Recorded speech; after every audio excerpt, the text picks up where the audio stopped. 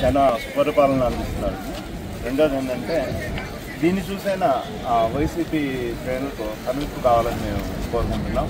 నిన్న సాక్షి ఛానల్లో జనాలు కరువైన మహానాడు అని చెప్పని ఒక ఇది వేశారు. ఈరోజు కనీసం 8:30 కాలేదు, ఇక్కడికి ఉన్న వాళ్ళు దీనికే గాయాలు నిండిపోతుందేమో అని చెప్పేసి ఒక ఇది బయట నుంచి ఇప్పుడు కనీసం ఒక 5,000 బస్సుల పైన వస్తున్నాయి. వాటిని తీసుకొచ్చిన తర్వాత ఇక్కడ ఎక్కడ జనాలను పెట్టాలనే దానికి ప్లాన్ చేసుకుంటున్నారు ఇప్పుడైనా. కానీ ఇది చూసైనా సరే వాళ్ళు కనువిపోయి ఇప్పుడైనా వాళ్ళు చేసే ఆ దుష్ప్రచారం అనే దాన్ని మానుకుంటే ఎంతో బాగుంటుందని టీవీ ఛానల్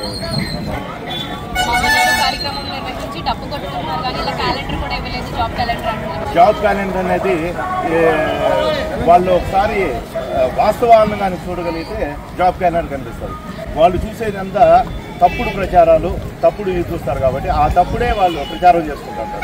జాబ్ క్యాలెండర్ అనేది వచ్చి ఒక సంవత్సరం అయింది. ఈ సంవత్సరంలో ఎన్ని కంపెనీలు, ఐటీ కంపెనీస్ మనం డిప్లాయ్ చేసుకోగలిగినాం, ఎంతమందితో ఎంఓఏలు అయినాయి, అన్నీ ఒకటే. మనం భోజనం వండుకోవాలన్నా కానీ పొద్దునానికి ప్రిపేర్ చేస్తే మధ్యాహ్నానికి అవుతుంది.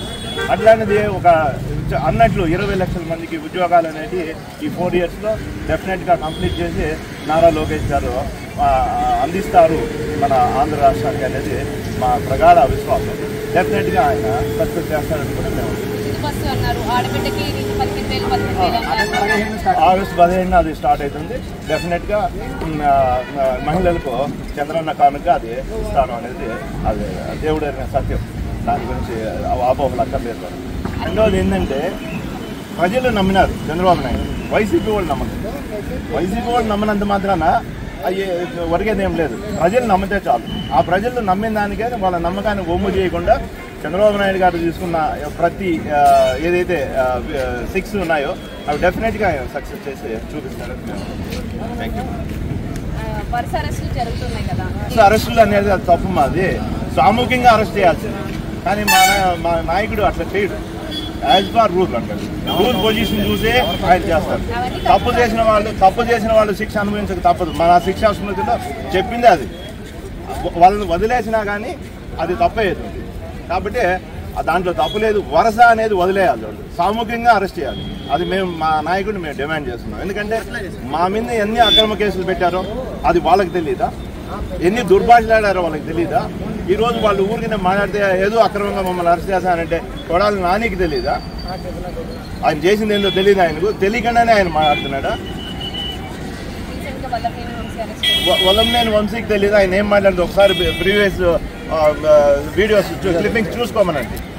అది ఒక సభ్య సమాధానంలో మాట్లాడగలిగే భాష. అది ఒక ఎమ్మెల్యేగా ఉండి ఒక దాదాపుగా 1,00,000 మందికి ప్రతినిధిగా ఉండే వ్యక్తి ఆ విధంగా మాట్లాడించిన ఈరోజు నేనేదో నన్ను అక్రమ అరెస్టు చేస్తున్నారు, నన్ను అనవసరంగా ఇది చేస్తున్నారంటే దానికి అతనే సమాధానం చెప్పుకోవాలి, మనం కాదు.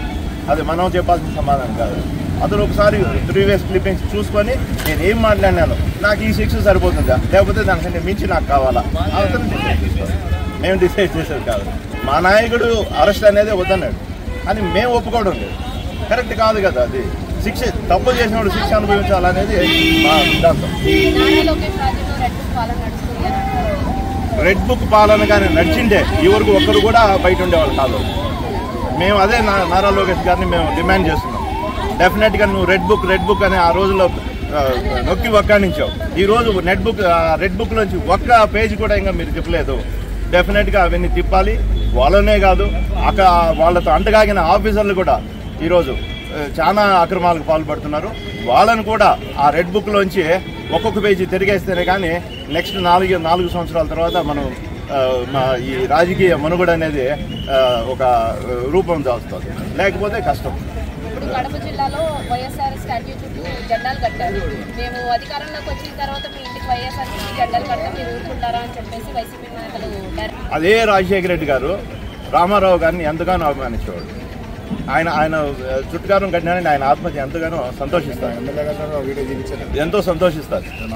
దాని గురించి వీళ్ళేమే మాట్లాడాల్సిన రాజశేఖర రెడ్డిని అడిగితే ప్రతి ఆయనే చెప్తాడు. రామారావు గారి జెండా నా పక్కన కట్టినారంటే ఆయన ఎంత సంతోషపడింటాడో ఆయన ఆత్మకథ. Thank you.